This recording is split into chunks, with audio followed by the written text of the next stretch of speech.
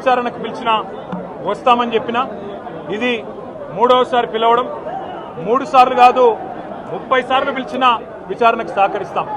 మా మీద కేసులు బనాయించి మమ్మల్ని ఇబ్బంది పెట్టి కమిషన్లు వేసి మమ్మల్ని ఏదో ఇబ్బంది పెట్టినంత మాత్రాన వేధించినంత మాత్రాన ప్రజల తరపున ప్రశ్నించడం బంద్ చేస్తామనుకుంటే అది కాంగ్రెస్ ప్రభుత్వం యొక్క అవివేకం అజ్ఞానం అవుతుంది తప్ప ఇంకోటి కానే కాదు. పెద్దలు కేసీఆర్ గారిని పెద్దలు హరీష్ రావు గారిని కాళేశ్వరం కమిషన్ ముందు కూర్చోబెట్టి మీరు పైశాచికానందం పొందొచ్చు. ఇవాళ ఏసీబీ ముందుకి విచారణకు పిలిపించి కొంత మానసికంగా రాక్షసానందం పొందుతూ ఉండవచ్చు. అవసరమైతే అరెస్ట్ కూడా చేస్తారు కావచ్చు. కానీ ఒకటి పక్క తెలంగాణ కోసం గతంలోనే జైలుకు పోయి వచ్చిన వాళ్ళం. హైదరాబాద్ బ్రాండ్ ఇమేజ్ను పెంచే ప్రయత్నంలో భాగంగా హైదరాబాద్ బ్రాండ్ని కాపాడే క్రమంలో తీసుకున్న ఒక నిర్ణయం వల్ల మళ్ళీ జైలుకు పోవాల్సి వచ్చినా భయపడేది లేదు. ఒకసారి కాదు 100 సార్లు అయినా జైలుకు పోతాం. కానీ వదిలిపెట్టాం కాంగ్రెస్ ప్రభుత్వాన్ని, కాంగ్రెస్ పార్టీని.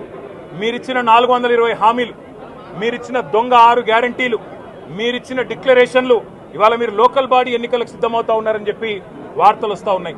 రేవంత్ రెడ్డి గారు నిన్ను మొత్తం రాష్ట్రంలోని బీసీ వర్గాల ప్రజలందరూ గమనిస్తున్నారు. 42% రిజర్వేషన్ ఇచ్చి 42% రిజర్వేషన్ ఇస్తాం అని కామారెడ్డి డిక్లరేషన్లో చెప్పి మోసం చేసి ఈరోజు స్థానిక సంస్థల ఎన్నికలకు మరి రిజర్వేషన్ ఇవ్వకుండానే పోతున్న వైనాన్ని కూడా బీసీలు గమనిస్తూ ఉన్నారు. రైతు బంధు పేరిట ఎలక్షన్ బంధుగా మార్చి ఎలక్షన్లు వచ్చినప్పుడు మాత్రమే రైతు బంధు వేస్తున్న విషయాన్ని రైతులు గమనిస్తున్నారు. నెలకు 2500 ఎగ్గొట్టిన విషయాన్ని ఈ రాష్ట్రంలోని మహిళలు గమనిస్తూ ఉన్నారు. 2 లక్షల ఉద్యోగాలని చెప్పి నువ్వు చేసిన మోసాన్ని ఈరోజు రాష్ట్రంలోని యువత గమనించింది. కాబట్టే నీ దగ్గర చెప్పుకోవడానికి సమాధానం లేదు, చెప్పుకునేందుకు ఏమీ లేదు.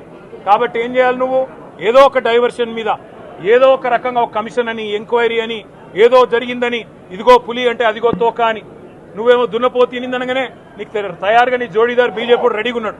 నువ్వు దున్నపోతు తినిందనగానే వాడు దుడ్డని కట్టేయని వాడికి వస్తాడు. మీ ఇద్దరి దొంగ భాగోతం, మీ ఇద్దరి దొంగ నాటకాలు తెలంగాణ ప్రజలకు అర్థమైనాయి. మేము మాత్రం వాళ్ళ పెడితే గిడితే ఒక వ్యక్తినో 2 వ్యక్తులను జైల్లో పెడతాం. కానీ లక్షలాది మంది కేసీఆర్ సైనికులను టచ్ చేసే ధైర్యం నీకు లేదు. తెలంగాణ ప్రజలకు రక్షణ కవచంలాగా ఆనాడు ఉన్నది టీఆర్ఎస్ఏ, ఈ రోజు ఉండేది బీఆర్ఎస్ఏ. రేపటికి కూడా స్వీయ రాజకీయ అస్తిత్వమే శ్రీరామ రక్ష అనే విధంగా ముందుకు పోతాం. నువ్వు ఒక్కసారి కాదు 100 సార్లు పిలిచినా వస్తా, 100 సార్లు నిజమే చెప్తా. నువ్వు లై డిటెక్టర్ పరీక్షకు నీకు దమ్ముంటే నువ్వు మగాడివైతే రా. రాష్ట్ర ప్రజలందరూ చూస్తుండగా లై డిటెక్టర్ కూడా రెడీ.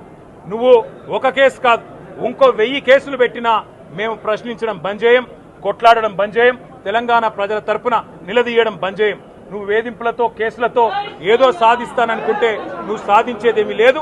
అన్నిటికీ తెగించే కొట్లాటకు ముందుకొచ్చినాం. తప్పకుండా అన్ని ఎదుర్కొంటామని చెప్పి మీ అందరికి తెలియజేస్తాం.